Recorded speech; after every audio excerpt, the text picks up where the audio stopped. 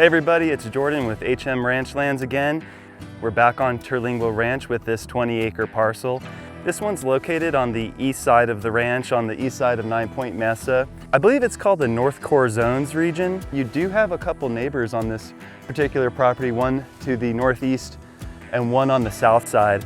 But it looks like, I suspect that they're probably like little hunting lodges, and driving in here was pretty tricky. I have to say, I came in with a Subaru Ascent, and I have to say that's probably the bare minimum for getting out here. I think you'd really like something maybe a little higher clearance, but definitely something with all-wheel drive.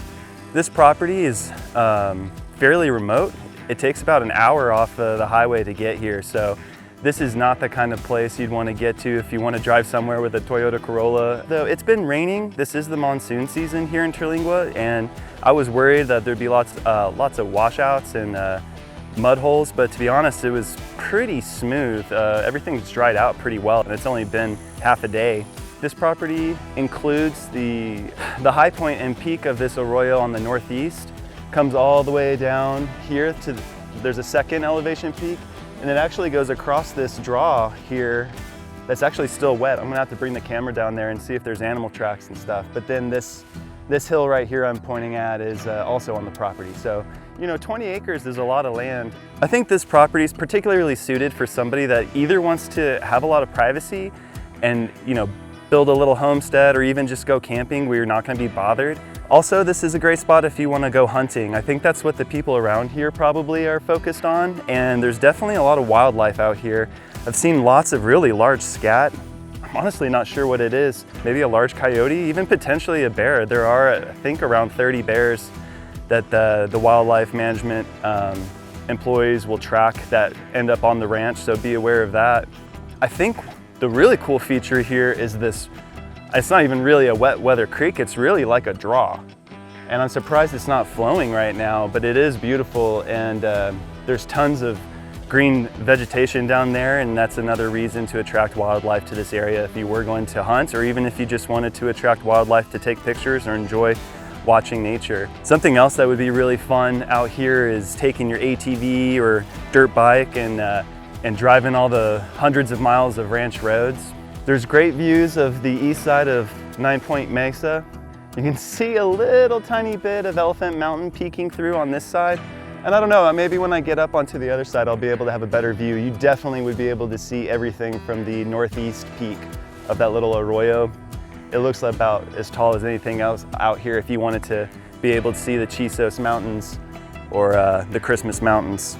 Big Bend is a protected dark night skies area, and that means it has some of the brightest stars in the entire United States. I love taking star photos out here. It's beautiful to see the Milky Way core right now during summer. And even without the Milky Way core, the stars are just amazing. You can make out all the constellations. So stargazing, definitely a 10 out of 10 for a place like this. Being a property owner on Terlingua Ranch means you are part of the Property Owners Association.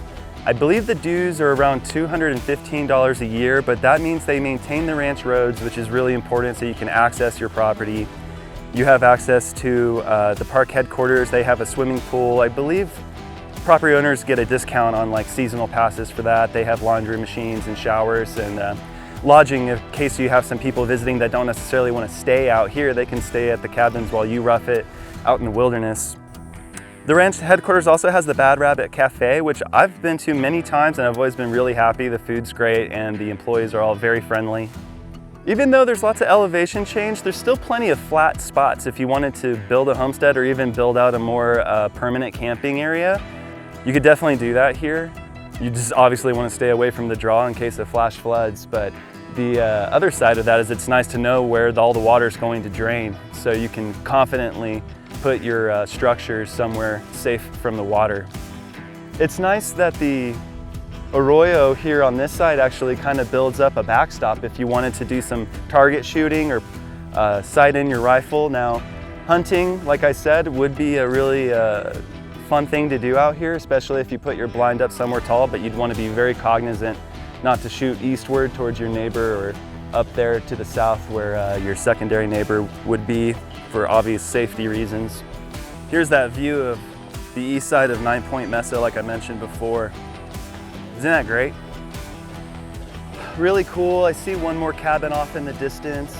This is really an interesting spot if you want some isolation and you don't mind driving a while to get to your property. You know, some people are looking for convenience. This is not a convenient spot. It's a cool spot. And, you know, part of the adventure of being out here is things like getting to your property is an adventure in and of itself, and it helps increase your privacy. You know, you're not gonna have random tourists swinging by. You know, the only people that I expect that you'll see here is your eastward neighbor, which to his credit, he's gated off his property, so it dead ends right here on yours. So anybody that would be coming here is either lost or visiting one of you two. So yeah, you know, right now we're just looking at a small portion of the property, but you'll see from the drone area shots that 20 acres is a lot of land. You know, you could really do so much depending on your goals. You know, it's interesting. I can even see what looks to be like maybe a game trail coming down this arroyo here into the draw.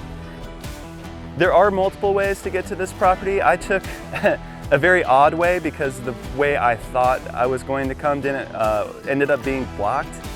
So I ended up going around in a really odd way to get here. But when I leave, I'm going to try to go a more direct route along the south side of 9 Point Mesa, which I do know was a route that Google suggested. We'll see if that's a little easier on the way out. Other than that, I think I'm just going to try to get some video of the surrounding areas, and let's go check out that draw. I bet this was absolutely ripping with that rain. So right now I'm on like the northeast corner of the property.